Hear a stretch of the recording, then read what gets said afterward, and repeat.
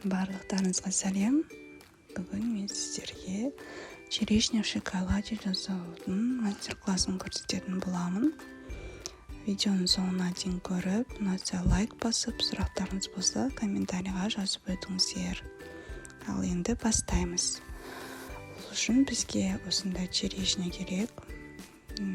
Піскенін шірігі жоғын таңдап, жақсылап жуып, осылай салфеткамен құрғатып сүртіп аламыз. Мүлдем су болмау керек. Өйткені шоколад суды ұнатпайды. Сабағының түбіндегі барлық суды салфеткамен сүртіп алатын боламыз. Черешняны сүртіп алғаннан кейін осындай темперированный шоколадты мен молочный шоколадты темперировать етіп, осындай стақанға құйып алдым. Шоколадты темперировать етудің видеосы менің каналымда бар, қарап шықсаңыздар болады. Содан кейін осындай пергамент қағаз төселген тақтай немесе фольга төселген тақтайды, не болмаса силиконовый коврикті алсаңыздар болады. Енді жаңағы жуылып сүртілген черешнямызды темперировать етілген шоколадқа маламыз. Сабағынан ұстап, түбіне дейін матырсаңыздар болады, немесе жартылай ғана батырып алып, жаңағы пергамент қағаз төселген тақтайдың үстіне қойсаңыздар болады.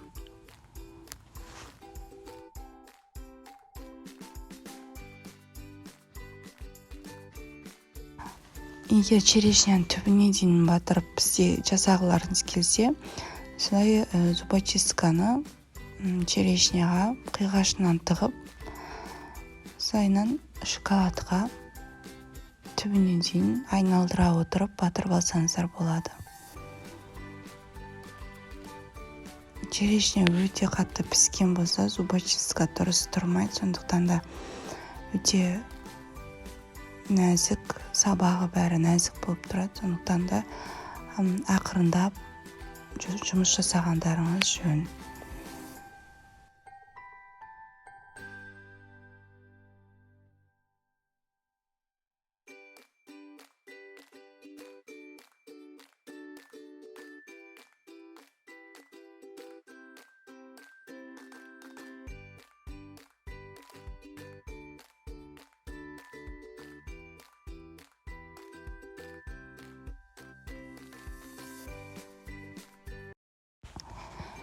Егер дұрыс темперировать етілген шоколад болса, осылай тақтайға қойғаннан кейін 5-10 минуттың ішінде қататын болады шоколад.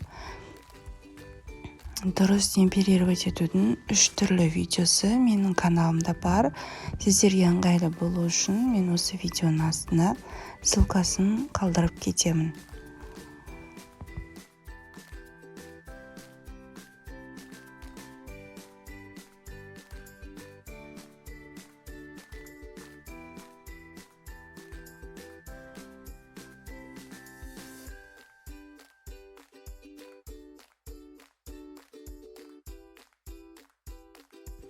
Міне біздің черешнямыздың барлығын шоколадқа малып шықтық.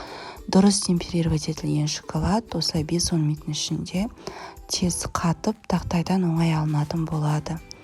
Егер тіптен қатпай жатса, холодильникке 5-10 минутқа қойып алыңыздар. Бірақ сонда да дұрыс темперировать етілмеген болса, ол бәрібірде еріп кететін болады. Сондықтан да шоколад дұрыс темперировать етіңіздер. Одан кейін сыртын әдемілеу үшін біз осындай кондурин аламыз. Кондуринге су құйып, осы кисточканың көмегімен черешнямыздың бетіне шашатын боламыз. Бұл декор ретінде өте әдемі, ерекше болып көрінетін болады. Өздеріңіздің фантазияларыңызға қарай шоколадты малғаннан кейін орех немесе рисовый шарики сондайларды сепсеңіздер болады шоколадтың бетіне. Бірақ маған осындай қарапайым дизайн ұнайды. Сондықтан да осындай жасау жолын сіздерге көрсетіп жатырмын. Міне осындай әдемі, ерекше жылтырақ болып шығады сырты. Енді коробкаға салып әдемілейміз. Мен осындай ақ коробкамен тишью қағазын алдым. тишу қағазын мен әдемі болып тұру үшін саламын, және де тазалық ретінде де салуға болады. Осылай әдемілеп кішкене умаждап коробкаға тишу қағазын төсейміз. Өздеріңіздің фантазияларыңызға қарай үлкенірек коробка алсаңыздар болады. Клубника в шоколаде мен ассорти қылдырып жасап салуларыңызға болады. Осылайынан черешнямызды қатарынан салып шығамын.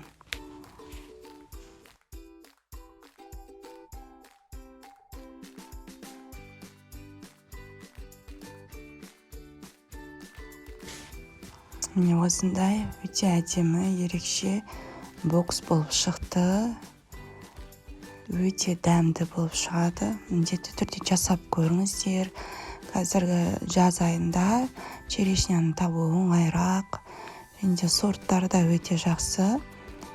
Қазір мен сіздерге жегенде ортасы қандай болатынын көрсететін боламын. Өте дәмді, шоколадтың қалыңдығы да өте жақсы. Черешня егерде піскен, жақсы болса, өте дәмді болып шығады. Міндетті түрде жасап көріңіздер. Видеоның соңына дейін көргендеріңізге рахмет.